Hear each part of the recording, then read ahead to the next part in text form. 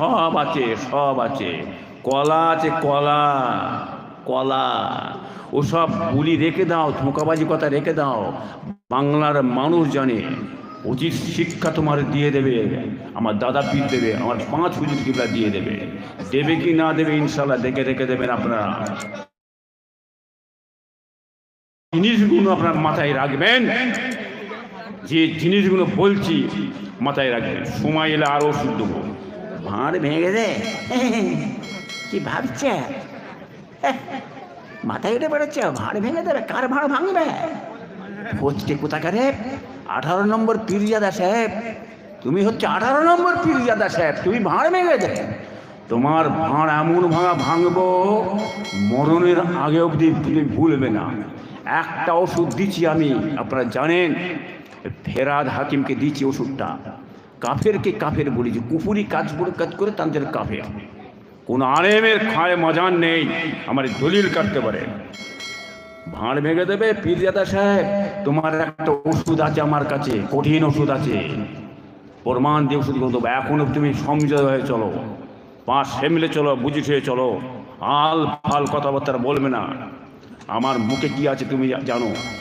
তোমার ঘুম আমি ছিনিয়ে নিচ্ছি, ছিনিয়ে নেবো আরও আগামীতে ইনশাল্লাহ, বলে দিচ্ছি। কেন নিচ্ছি? তুমি দাদা পীরের বিশাল ক্ষতি করেছো, আমার দাদা পীরের 5 হুজুর কিবলার ক্ষতি, আমার বংশের তুমি ক্ষতি করেছো।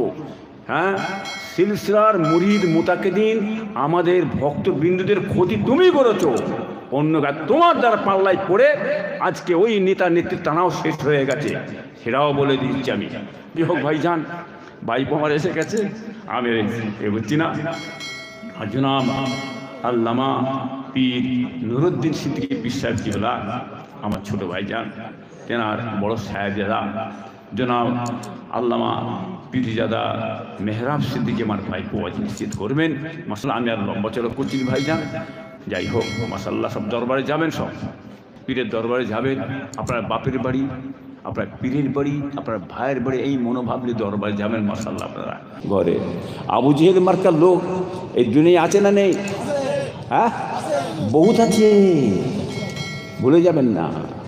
আবু জেহেল বহুত পয়দা হয়ে গেছে দুনিয়ায়, তারা সেই চোখে দেখে, ওরা ভালো দেখতে পাবে না, খারাপ দেখবে। ওদের কাজ হচ্ছে খারাপের দিকে, ওরা খারাপই দেখবে, ভালো কোনোদিন দেখতে পাবে না। এক কথা ঠিক না বেটে?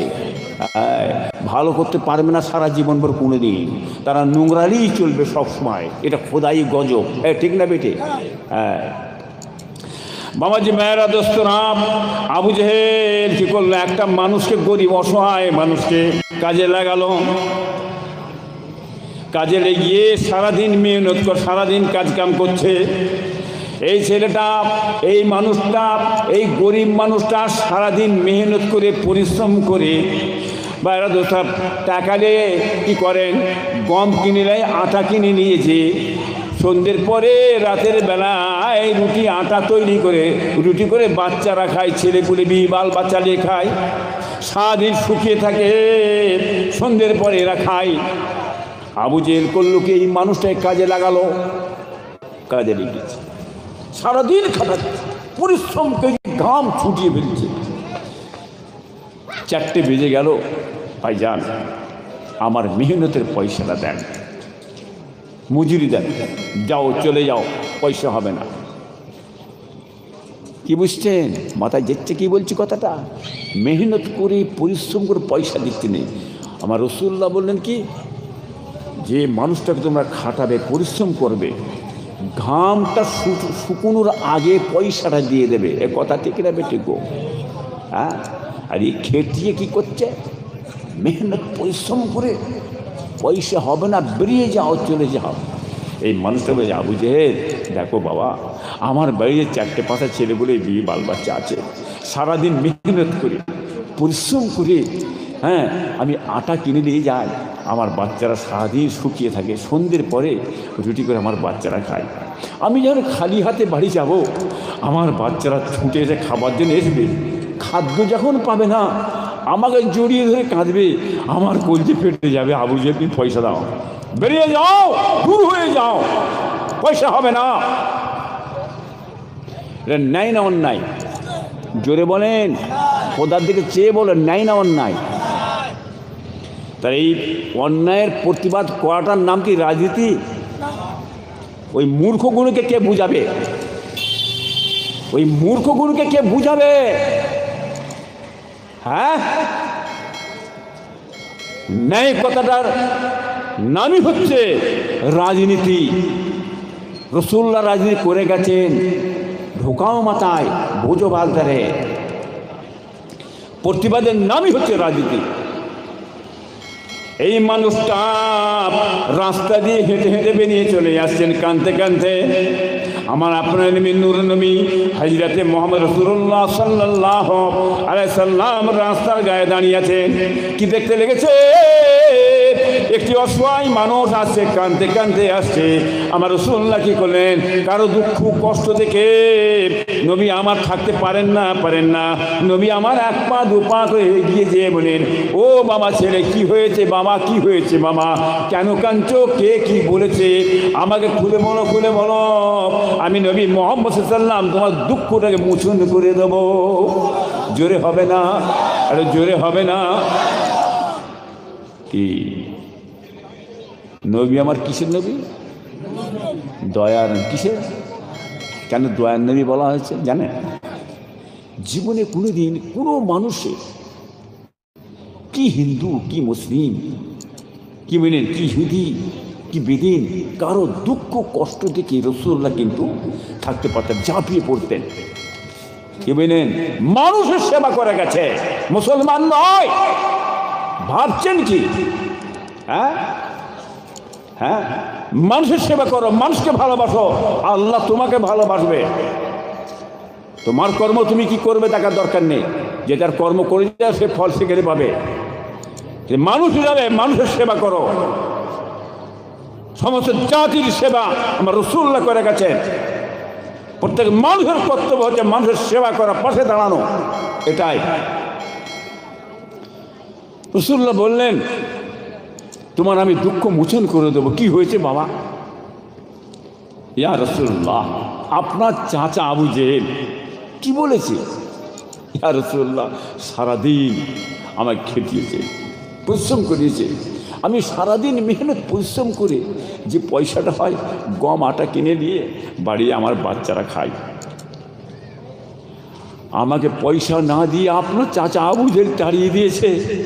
আমি বাড়ি যাব, বাড়ি গেলে আমার বাচ্চাগুলো ছুটে আসবে, খিদের জ্বালায় আসবে, আমার কাছে আর খাদ্য থাকবে না, আমাকে জড়িয়ে ধরে কাঁদবে তারা। ইয়া রাসূলুল্লাহ, সেই কথা মনে হচ্ছে আর কাঁদতে কাঁদতে বাড়ি যাচ্ছে। তাই নাকি? পয়সা দিল না, তাড়িয়ে দিলে। তা আবু জেহেলের দরবারে গিয়ে লোক নেই, বলে বিশাল বিশাল লোক আছে, হুজুর ধনীর ওই সব বসে আছে, কেউ কিছু বলে একটা কোনো লোক প্রতিবাদ করলেন না, কোনো নাই কথাটা বললেন আমার হয়ে। কি বুঝলেন? ন্যায় কথা বললেন আর চুপ করে বসে আছে, অন্যায়টাকে সবাই চুপ করে মেনে নিয়ে বসে আছে। কি বুঝলেন? রাসূলুল্লাহ কি বললেন? আচ্ছা, নবী শুনে নবী যদি না যেতেন কোনো অসুবিধা ছিল? ছিল। তিনি নাও যেতে পারতেন, কি দরকার আছে যাওয়ার? যার হচ্ছে সে বুঝুকে যাক, দেয়নি বুঝুকে যাক, আল্লাহ ছেড়ে দেবে? ছেড়ে দেবে? কি ভাবছো? কোরআন থেকে আল্লাহ বলছেন, ন্যায় জিনিস বলো, সত্য জিনিস বলো, হক জিনিস বলো, ন্যায় প্রতিষ্ঠা দুনিয়ার মধ্যে করো মুসলমান মানুষ। আল্লাহর কোরআন হুকুম করে গেছে, আল্লাহ হুকুম করেছে ন্যায় কথা বলা। একেবারে পাকা মুখের এঁটে পাকা মূর্খ কোথাকারে, অশিক্ষিত, লেখা নেই পড়া নেই, কোন বাঁদরের মুখে শুনেছ? পীর সাহেবরা বলি সাহেব রাজনীতি করে, কেন রাজনীতি করবে কেন? লেখাপড়া তো শিখিনি, বুঝবি কোথা? স্বয়ং আল্লাহ ন্যায় কথা বলতে বলছে, হক কথা প্রতিবাদ করছে। আল্লাহ স্বয়ং প্রতিবাদ করেছে। রাসূল বললেন যে ন্যায় কথা বলবে না, হক কথা বলবে না, সে মলি সাহেব হোক, পীর সাহেব হোক, আলেম হোক, জ্ঞানী হোক, বিদ্বান হোক, গোগার শয়তান করে কিয়ামতের ময়দানে তুলবে। কথা ঠিক না বেঠিক বলুন? লেখাপড়া শিখেছ? জাহেল মুরাক্কাব কোথাকারে?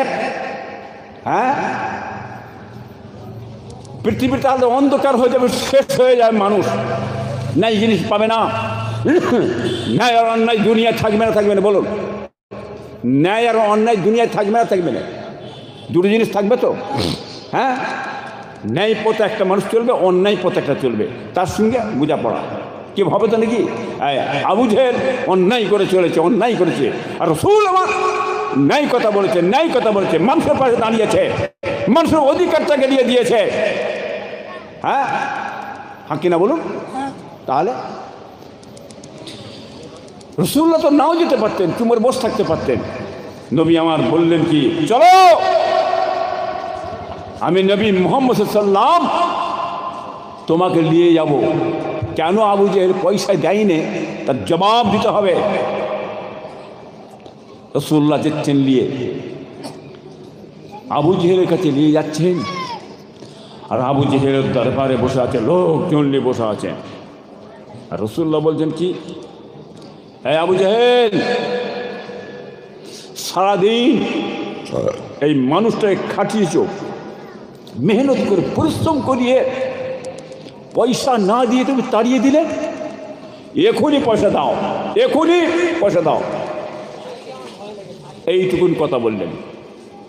সঙ্গে সঙ্গে আবু জেহেল ভাইজান টাকাটা বার করে তাড়াতাড়ি করে দিয়ে দিলে। বলুন সুবহানাল্লাহ। কি বুঝলে? মাথায় যেচ্ছে, যাবে কি করে? মাথায় তো মগজ নেই, মাথা তো চলে গেছে অন্যদিকে। হিংসার পায়খানা গু ভরা থাকলে ঢুকবে কি করে? ঢোকে?